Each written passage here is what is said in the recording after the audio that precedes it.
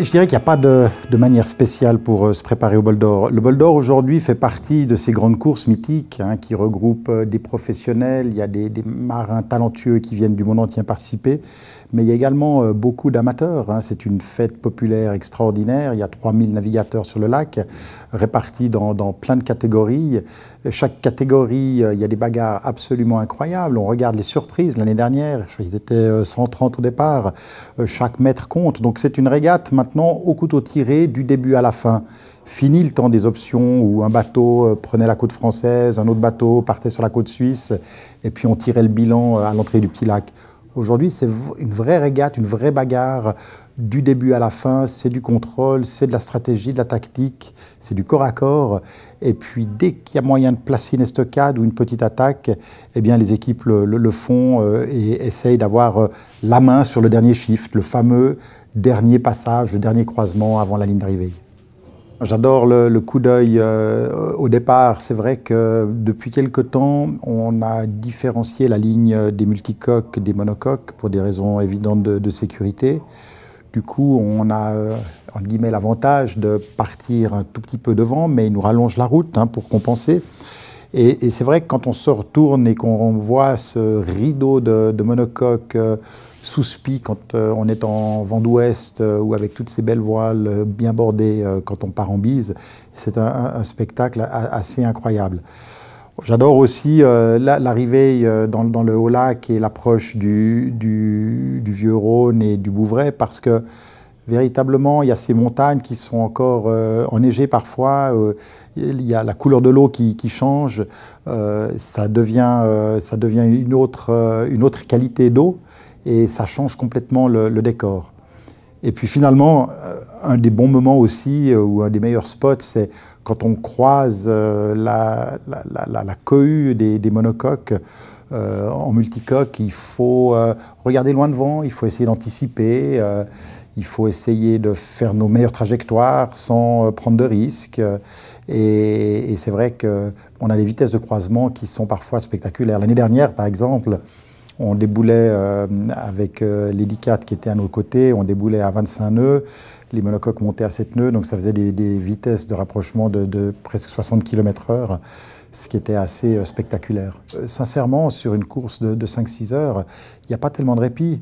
Il y a tellement de choses qui se passent, il faut scruter le ciel, il faut vérifier ses réglages de voile, il faut avoir un œil sur la performance, il y a tout l'aspect tactique et stratégique. Et si on regarde des éditions plus longues, comme l'édition de 2009, je crois, ou 2010, c'était des records de lenteur, on a bouclé le parcours en plus de 24 heures, et bien même là, les temps de répit étaient minimes, parce que si on s'assoupit ou si on se décontracte, on a peur de passer à côté d'une opportunité et d'être posé sur place par les concurrents.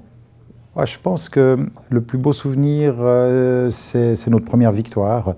En 1997, avec le team Alinghi, avec Ernesto, sur le trimaran jaune, c'était un peu une délivrance parce que pendant les années, milieu des années 80, début des années 90, on m'appelait un peu le Poulidor du Bol d'Or pour avoir terminé 5 ou 6 fois second.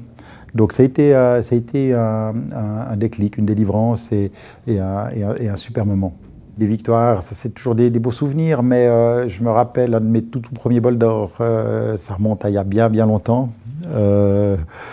On était en monocoque, on arrivait sur le haut du lac et puis on avait annoncé des orages assez violents. Et puis effectivement, on a chopé vraiment un coup de veau d'air avec de la grêle et c'était terrible parce qu'on avait vraiment des grêlons qui étaient gros comme des balles de ping-pong qui nous tombaient dessus.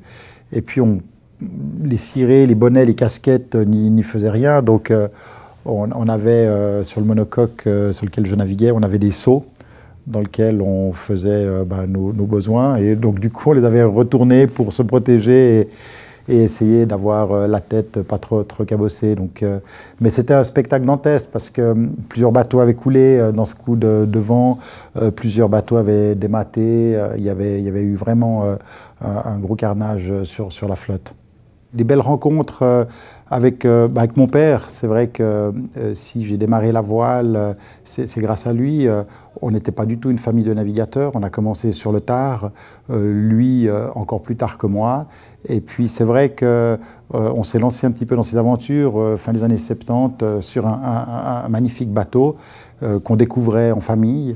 Et c'est vrai que j'ai découvert mon père sous un autre angle parce qu'il était extrêmement talentueux dans son travail d'ingénieur. Et puis sur un bateau, ça a resserré nos liens. Et c'est vrai que mon père, depuis que je faisais le bol d'or avec lui, j'avais un œil différent, un regard différent sur lui. Et puis il y en a eu d'autres. C'est vrai qu'il y a eu beaucoup de marins talentueux. On parle d'Éric Tabarly qui est venu à plusieurs reprises participer à cette régate. Et je me souviens d'une chose qu'il avait dit en 94, je crois, ou en 93. Il dit, mais c'est incroyable, sur ce lac, on peut cuire au soleil pendant 12 heures sans vent, et puis ensuite se prendre tous les démons de la terre sur la tête. Tellement le vent peut devenir difficile, délicat et imprévisible.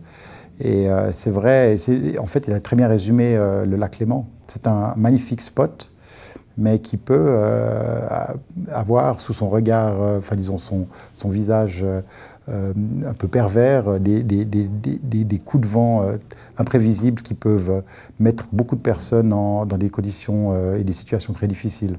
Je pense qu'aujourd'hui, les conditions de sécurité sont réunies. Il faut partir sur un bateau avec un équipage qui connaît son engin, qui connaît la course.